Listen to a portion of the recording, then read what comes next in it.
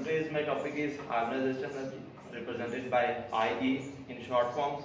And first of all, board point of view के according इसको देखें तो ये बहुत ही इंपॉर्टेंट टॉपिक है. As a long question, fully complete long question के तौर पे भी पूछा जाता है 4 मार्क्स का. शॉर्ट की बात करें तो define ionization energy along with example. Why second ionization energy is greater than first.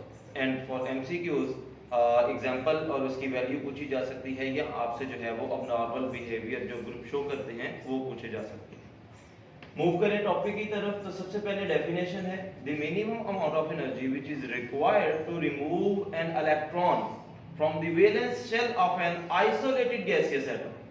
एक गैसियस एटम होता है हमारे पास, उसके वैलेंस शेल में से इलेक्ट्रॉन को निकालने के लिए जो कम से कम अमाउंट ऑफ एनर्जी चाहिए वो उसकी आयोनाइजेशन एनर्जी कहलाती है. फॉर एग्जांपल सोडियम की बात करूं तो ये हमारे पास गैसियस स्टेट में एटम है, इसके वैलेंस शेल में एक इलेक्ट्रॉन है.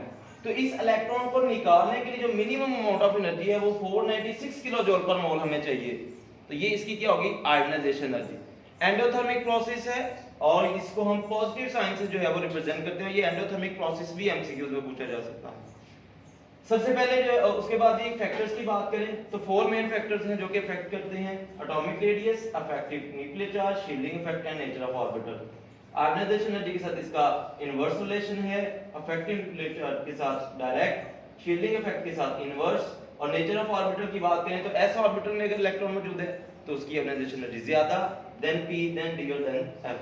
और ट्रेंड की बात करें तो अलोंग पीरियड जो है आयोनाइजेशन एनर्जी इंक्रीज होती है. क्यों?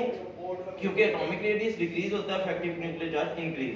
और अलोंग ग्रुप ये डिक्रीज होती है. रीजन एटॉमिक रेडियस जो है वो हमारा बढ़ता है और उसके बाद अफेक्टिव न्यूक्लियर चार्ज है वो डिक्रीज होता है, शील्डिंग इफेक्ट इंक्रीज होता है. सेकंड आयोनाइजेशन एनर्जी क्यों ग्रेटर होती है? फर्स्ट से रीजन कि जब हम एक इलेक्ट्रॉन निकालते हैं तो जो अफेक्टिव न्यूक्लियर चार्ज है वो बढ़ जाता है. ठीक है, नंबर ऑफ प्रोटॉन्स हैं वो हमारे पास जो है वो ज्यादा हो जाते हैं as compare to number of electron, जिसकी वजह से फोर्स ऑफ अट्रैक्शन बढ़ जाती है. सेकंड इलेक्ट्रॉन को निकालने के लिए हमें फिर ज्यादा अमाउंट ऑफ एनर्जी देना पड़ती है. और लास्ट पे है अबनॉर्मल ट्रेंड. तो थर्ड ए जो ग्रुप है हमारे पास और 6 ए ग्रुप ये अबनॉर्मल ट्रेंड शो करते हैं. Thank you.